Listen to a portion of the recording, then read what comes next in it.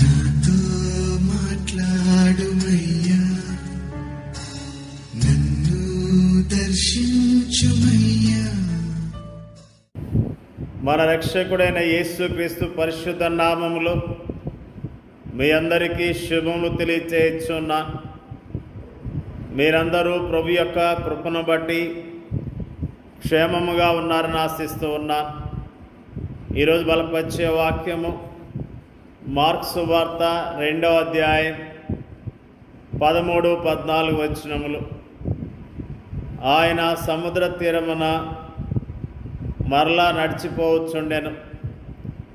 జనులందరూ ఆయన వద్దకు రాగా ఆయన వారికి బోధించెను. ఆయన మార్గమున వెళ్ళుచు సుంకపు మెట్టునొద్ద కూర్చున్న అల్ఫై కుమారుడు లెవీని చూచి నన్ను వెంబడించమని అతనితో చెప్పగా అతడు లేచి ఆయన వెంబడించెను. అల్ఫై కుమారుడైన లెవీ గురించి ఈ రోజున మనము జ్ఞాపకం చేసుకుంటూ ఉన్నాం. అతడు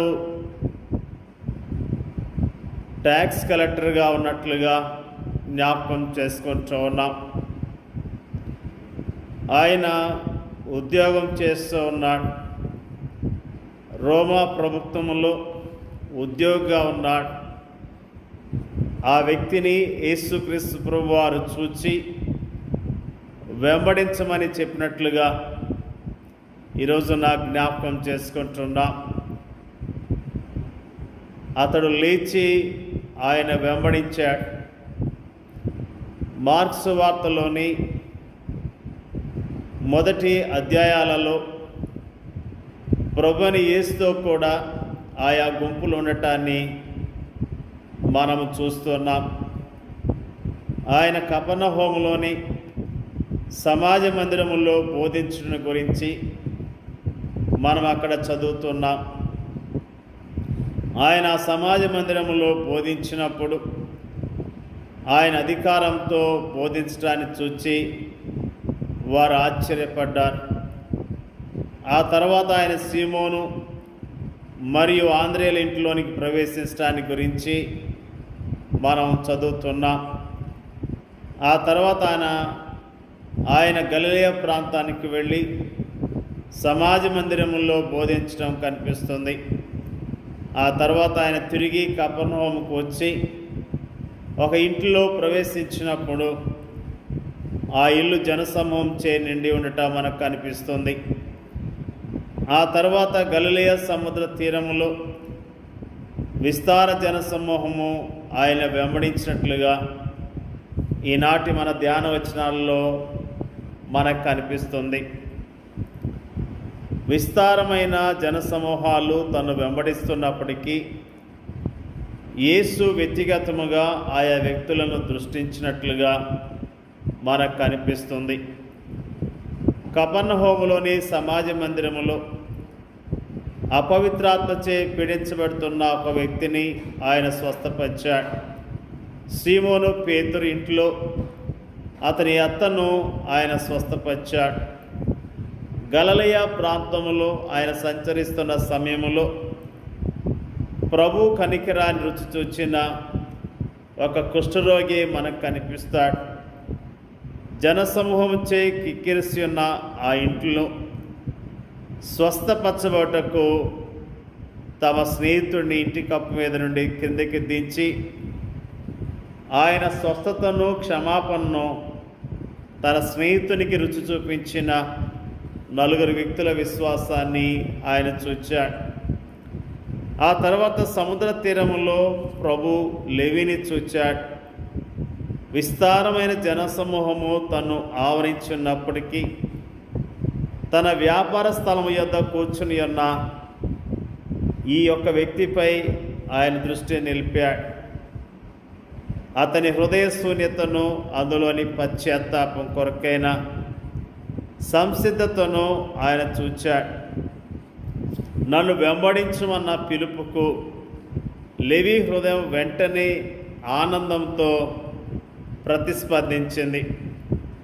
మన అనుదిన కార్యకలాపాల్లో ఈ లోకములో మనం సంచరిస్తున్న సమయంలో మనకు కనిపించే విస్తారమైన జనసమూహములో ఒకరముగా అనేకసార్లు మనం కూడా ఉంటాం. బహుశా అనేక మంది పనివారిలో లేదా విద్యార్థుల్లో లేదా పట్టణ వీధుల్లోని జనములో మనం ఒకరంగా ఉంటాం.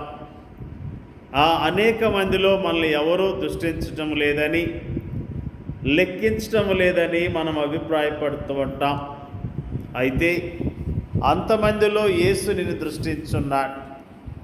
నీ హృదయము ఆయనకి బాగా తెలుసు. తను వెంబడించమని వ్యక్తిగతముగా ఆయనను పిలుస్తున్నాడు. దీనికన్నా ఆనందించదగ్గ కారణము మరొకటేముంది? అంతేకాదు, మీ పేర్లు పరలోకమందు రాయబడి ఉన్నవని ఆయన మనతో అంటూ ఉన్నాడు.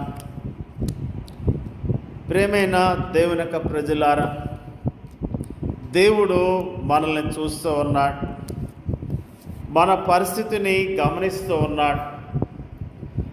మనము ఎలాంటి హృదయాన్ని కలిగి ఉన్నామో, ఎలాంటి దుఃఖాన్ని కలిగి ఉన్నామో ఆయన ఎరిగి ఉన్నాడు. ఆయన మన పట్ల ప్రణాళికలు కలిగి ఉన్నాడు. ప్రత్యేకమైన ఉద్దేశాలు కలిగి ఉన్నాడన్న విషయాన్ని మనం ఈ రోజున జ్ఞాపకం చేసుకున్నాం. దేవుడు లేవీని జ్ఞాపకం చేసుకున్నాడు. లేవి నిరాశ నిస్పృహలో ఉన్న ఒక వ్యక్తి. లేవి తన జీవితంలో ఎంత దుఃఖాన్ని కలిగి ఉన్నాడో యేసు ప్రభువారు ఎరిగి ఉన్నాడు. లేవి యొక్క భవిష్యత్తు ఎరిగిన వాడు. లేవిని దేవుడు పిలుచుకున్నట్లుగా లేవి యేసుక్రీస్తు ప్రభువాన్ని వెంబడించినట్లుగా మనము జ్ఞాపకం చేసుకుంటూ ఉన్నాం. నిజంగా మనల్ని కూడా దేవుడు మనల్ని పిలుచుకున్నాడు. ఏ యోగ్యత లేని మానవులైన మన పట్ల ఆయన ప్రత్యేకమైన ప్రణాళికను కలిగి ఉన్నాడన్న విషయాన్ని ఈ రోజున మనము జ్ఞాపకం చేసుకుంటూ ఉన్నాం. నా గురించి ఎవరూ పట్టించుకోవట్లేదు, నా గురించి ఎవరికి శ్రద్ధ లేదు అని అనుకుంటున్నావేమో. నీ పట్ల ప్రభు ప్రణాళిక కలిగి ఉన్నాడు. నీ పట్ల ప్రభు ఉద్దేశాన్ని కలిగి ఉన్నాడు. నువ్వు ప్రభు మాటకు లోబడినట్లయితే, ప్రభు యందు విశ్వాసం ఇచ్చినట్లయితే, ఆయన వెంబడించినట్లయితే ఆయన నీ జీవితంలో సంతోషాన్ని, సమాధానాన్ని ఇవ్వటానికి సిద్ధముగా ఉన్నాడు. ఆయన ఎంత ప్రేమ గలవాడు, ఆయన ఎంత దయగలవాడు. ఆయన మనల్ని ప్రేమిస్తున్నాడు కాబట్టి ఆయన ప్రేమను బట్టి ఆయన స్తుతిద్దాం. ఆయన ఉద్దేశాలను బట్టి ఆయన స్తుతిస్తూ ఆయన కనపడదాం. దేవుని యొక్క వాక్యాన్ని దీవించును గాక. పరిశుద్ధుడైన మా తండ్రి, నీకు వందనాలు, స్తోత్రాలు ప్రభువా. జనసమూహములో ఉన్న వ్యక్తిని, ఒక వ్యక్తిని జ్ఞాపకం చేసుకొని అతనితో మాట్లాడిన విషయాన్ని ఈ రోజున మరి జ్ఞాపకం చేసుకోవడానికి ఇచ్చిన కృపను బట్టి స్తోత్రాలు. అల్ఫై కుమారుడికి లేవీని చూచి నన్ను వెంబడించమని చెప్పావు ప్రభువా.